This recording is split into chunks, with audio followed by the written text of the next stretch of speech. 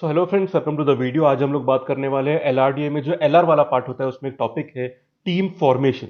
It's a very important topic. ठीक है। और मतलब कि एक जो सबसे बड़ी प्रॉब्लम इस चैप्टर में आती है वो ये है कि इसमें इंफॉर्मेशन का थोड़ा ओवरलोड कई बार हो जाता है। बट सिस्टमैटिकली अगर आपने डेटा को नोटिफाई कर दिया, पूरा सिस्टमैटिकली अरेंज कर दिया, आराम से क्वेश्चन हो जाते हैं। ठीक है। एंड व्हेन आई से team formation, basically I mean कि फॉर एग्जाम्पल कुछ लोगों की टीम बनानी है आपको, और कुछ प्रोबेबल कैंडिडेट्स हैं आपके जिनसे टीम बनेगी। But there are some conditions. ठीक है। कि भाई फॉर एग्जाम्पल ए सेलेक्ट हुआ तो बी सेलेक्ट नहीं हो सकता, या सी डी ई एक साथ सेलेक्ट होंगे। So there are 6 to 7 condition. The main thing is आपको इन सारी कंडीशंस को साइमल्टेनियसली एक साथ ध्यान रखना है, और उनको एक साथ ध्यान रखते हुए पॉसिबल केसेस बनाने हैं। ठीक है। और ऑब्वियसली ऐसे क्वेश्चंस में हर बार ऐसा नहीं कि एक ही सिंगल टीम बन जाती है। कई बार पॉसिबल सारे केसेस होते हैं जिसपे फॉलोअप क्वेश्चंस बनते हैं आपके। ठीक है। फॉर एग्जाम्पल अगर आपने एम को सेलेक्ट किया तो मेंबर कितने हो सकते हैं। ठीक है। तो ऐसे में क्या होता है ना, सारी information which appears at the at the face of it very confusing, उसको सिंपलिस्टिक तरीके से अरेंज करना और सारे पॉसिबल केसेस बना लेना। अगर आपने सारे पॉसिबल केस ठीक से बना लिए, ठीक है, ये नहीं कह रहा कि आपको सब लिख के देखने हैं। कुछ आप अपने हैंड्स या ऐसे कुछ नोटेशंस यूज कर सकते हैं। आई टेल यू क्या क्या हो सकता है।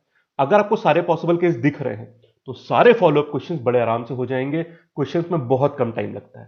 ठीक है। तो बस हाँ, इंफॉर्मेशन बहुत सारी होंगी, उनको आपस में इकट्ठा करना थोड़ा प्रॉब्लम शुरू में लगता है। अगर वो एक हर्डल हमने क्रॉस कर लिया तो चैप्टर बहुत सिंपल है। वैसे ऑब्वियसली बस ये अप्रोच बाकी सब में भी लगती है एलआर में। तो वैसे कुछ फंडा यहाँ का है। ठीक है। नाम अलग अलग है फ्रेंड्स, गेम्स एंड टूर्नामेंट्स हो गया, या यहाँ पे अरेंजमेंट, सब में इंफॉर्मेशन बहुत सारी है। आपको बस उसको जोड़ना है साथ में। That is it. यही पूरा चैलेंज है एलआर का, डीआई का भी। ठीक है। डीआई थोड़ा डेटा में जाता है, नंबर्स में जाता है। एलआर में तो कहानी यही है। ठीक। चलो देखते हैं क्या कहानी है। तो एक बहुत बढ़िया सेट मुझे मिला, कैट 2006। ठीक है। टीम फॉर्मेशन का है। और देख सकते हो आप यहाँ पे, मतलब जानकारी काफी है। वही मैं ऐसा सेट चाह रहा था कि मतलब जिसमें बहुत सारी इंफॉर्मेशन हो। तो let us see that challenge की यहाँ पे हम मैनेज कैसे करेंगे।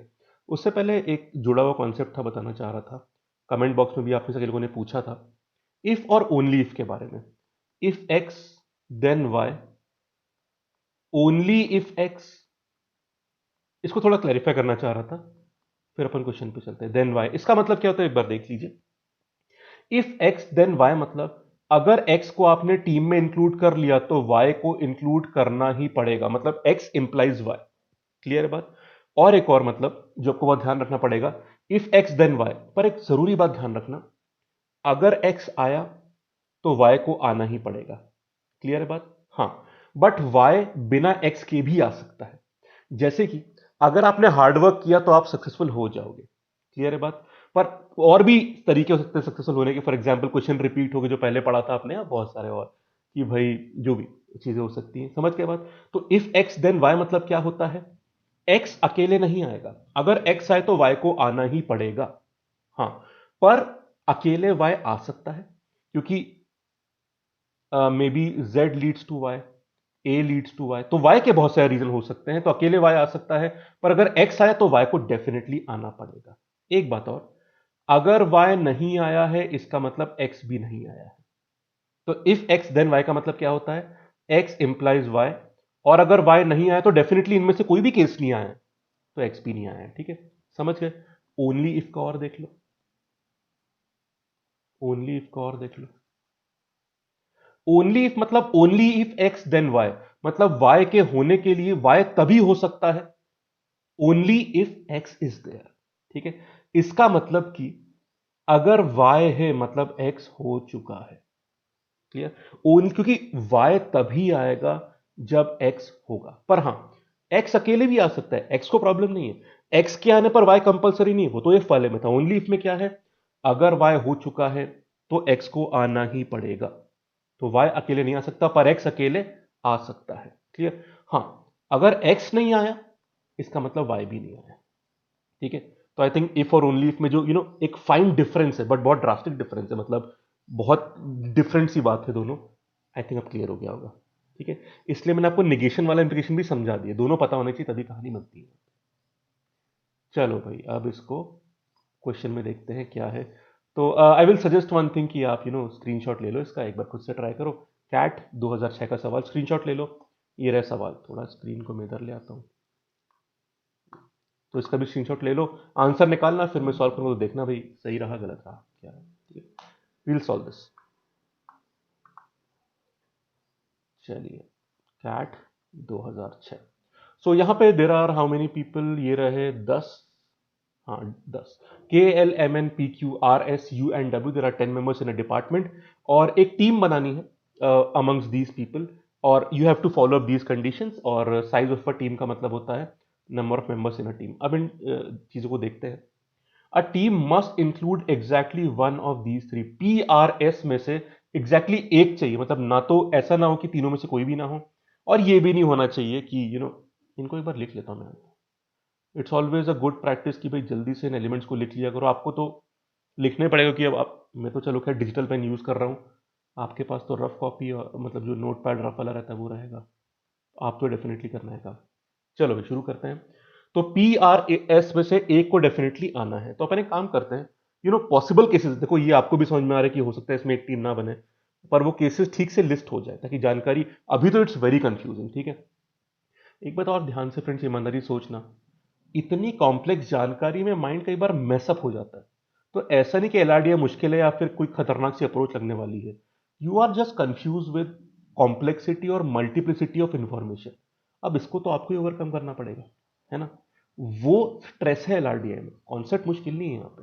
ठीक, पर बदले में सवाल भी तो एक साथ 3 4 5 कई बार 6 सवाल हो जाते हैं, तो पे बैक भी तो अच्छा है ना इसमें, ये सोचो आप। चलो भाई, तो पी एक केस मानते हैं जहां पे पी है। अब इसके बहुत सारे केस और बनेंगे, ये आर और ये एस। आगे देखते हैं क्या और बोल रहा है। A team includes either M और क्यू बट नॉट बोथ। ठीक है, मतलब टीम में ईदर मतलब कि भाई, एक बात ध्यान रखना, दोनों नहीं आ सकते, पर मस्ट में ईदर बोला है उसने, मतलब कम से कम एक को रखना पड़ेगा आपको। ठीक, तो या तो एम होगा या फिर क्यू होगा, इसको ध्यान में रखते हैं। मैं अभी इसलिए रख रहा है इसको। अच्छा, कहीं पे और एमक्यू की बात करी है क्या? पूरे में कहीं एमक्यू दिख रहा है आपको? नहीं। कई बार क्या होता है, हो सकता है कुछ और एमक्यू के साथ और कोई दूसरी कंडीशन जुड़ी हुई हो जिससे केस कैंसिलेशन हो। ठीक है, वो नहीं है, अच्छी बात है। तो जितने भी केस बनेंगे उसके दो केस बन जाएंगे, या तो एम या क्यू, या तो एम या क्यू, या तो एम या क्यू। तो इसको अपन ने हटा दिया साइड में, दो इंफॉर्मेशन यूज हो चुकी है। आगे चलते हैं, आगे चलते हैं, सेकेंड, सॉरी। हाँ, अगर के इंक्लूड हो गया तो it must also include L and vice versa. ठीक है, अब एक बात ध्यान रखना, पहले ही आपको ऐसा दिख रहा था कि इफ के देन एल। ठीक है, मतलब के हुआ तो एल होना ही पड़ेगा। ठीक, पर अगर के नहीं है तो एल अकेला हो सकता था, पर यहां पे इसने वाइसा वर्सा बोल दिया, मतलब इसने इफ को रिवर्स डायरेक्शन में भी लगा दिया। तो अब ये सिंपल कंडीशन हो गई, या तो के एल साथ में आएंगे या उनमें से कोई नहीं आएगा।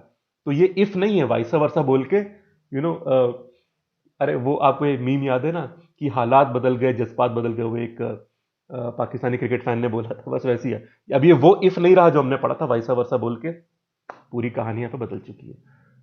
अपने माइंड को इतना समझा दो कि भाई केएल को साथ में रखना या पूरा हटा देना। ठीक है, चलो आगे चलते हैं। तो या तो केएल आएगा या इनमें से कोई नहीं आएगा। मैं अभी इसको आगे इसलिए नहीं बढ़ा रहा कि एल के बारे में बहुत सारी बातें और बोली गई, के बारे में नहीं बोला।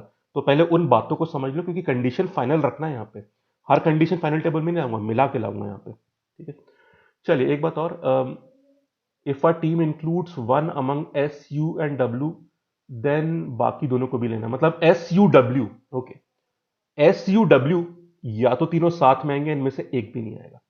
ठीक है, आप एक बात और देख रहे हैं, वर्ड वाइज या वर्बली लिखी जानकारी को मैं कितनी सिंपल भाषा में अपने माइंड को समझा रहा हूं, उसी को वो अप्लाई कर पाएगा।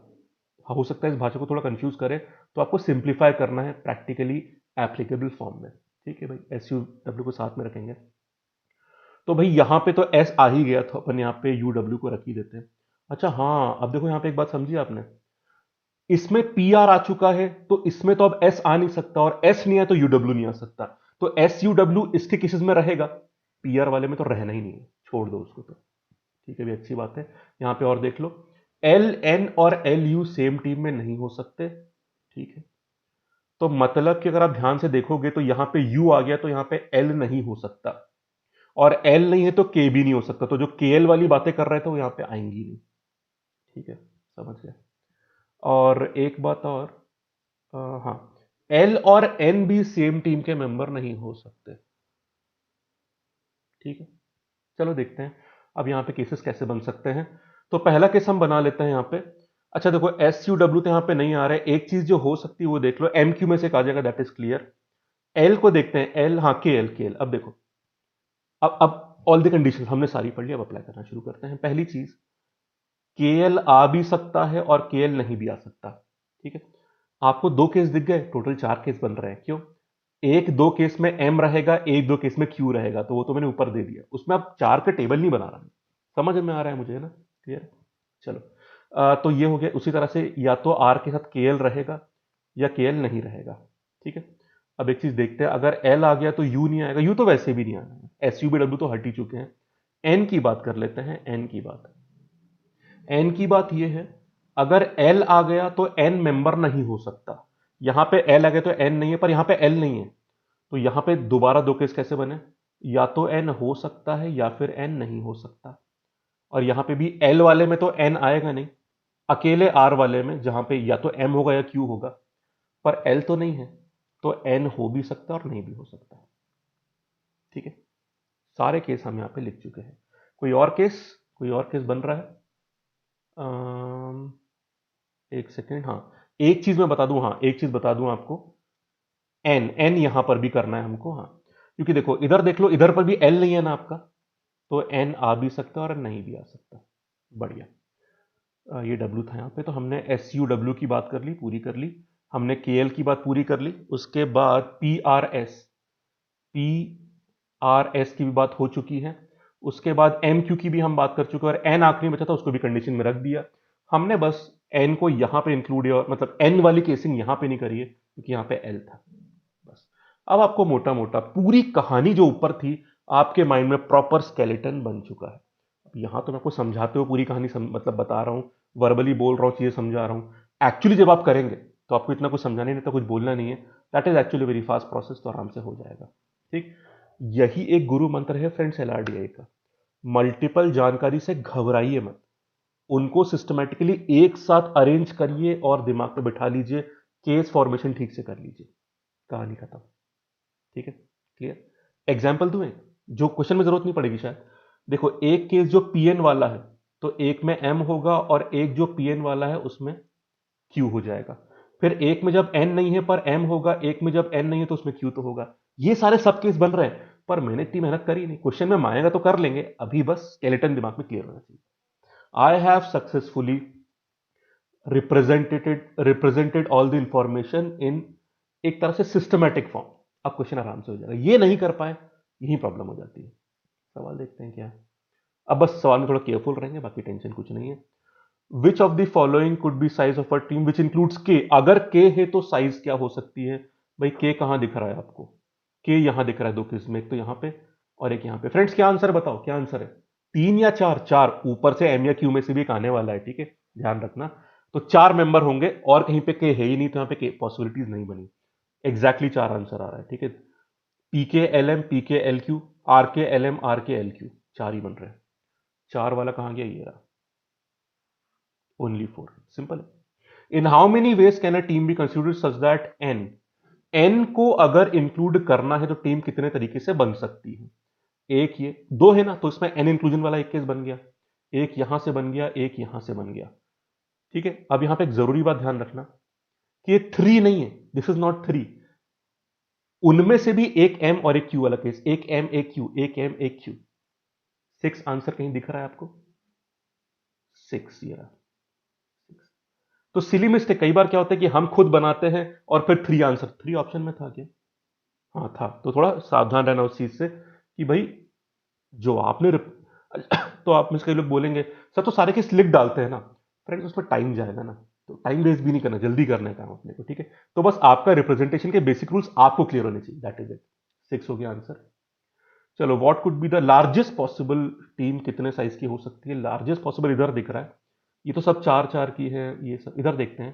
तीन, चार यहां से एक ले लो और एक एन, पांच हाईएस्ट हो सकता है, इससे बड़ी टीम पॉसिबल नहीं है। पांच।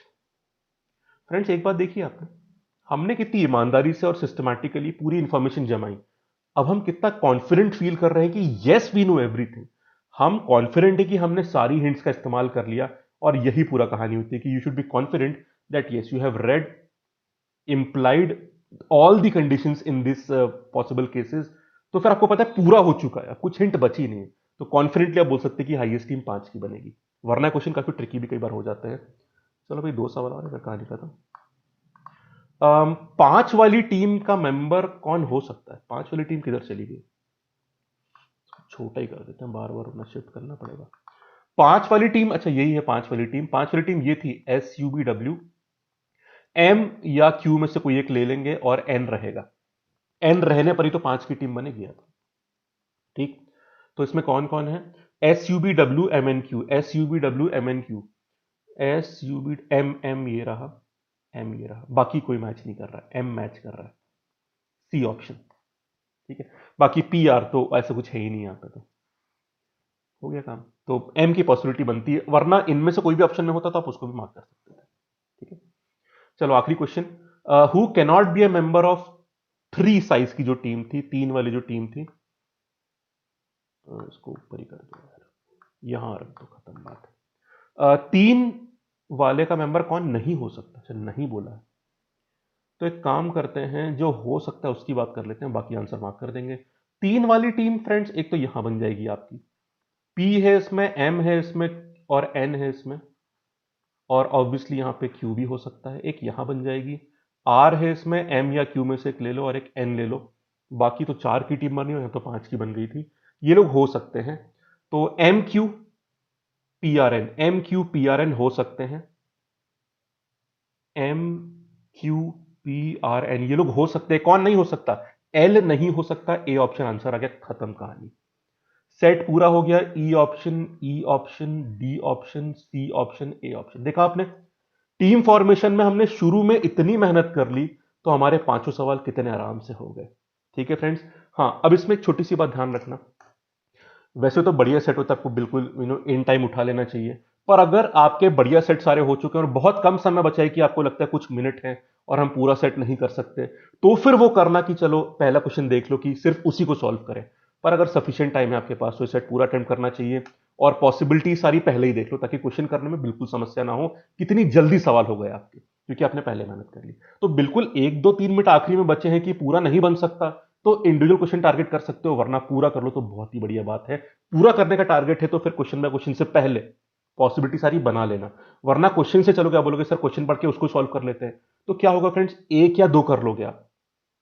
तो अगर आखिरी में ले रहे हो तो ये बात सही लगती है, पर अगर पूरा करने का इरादा था आपका तो क्वेश्चन बाय क्वेश्चन से पहले इंफॉर्मेशन पहले इकट्ठी कर लो, तो क्वेश्चन ज्यादा आसानी से हो जाते हैं। That is what I feel, but obviously इसमें सब्जेक्टिव सोच हो सकती है, मतलब not a very perfect answer, हो सकता है कोई और अप्रोच भी बेटर लगती है, पर मुझे जो लगा मैंने बताया आपको, ठीक है।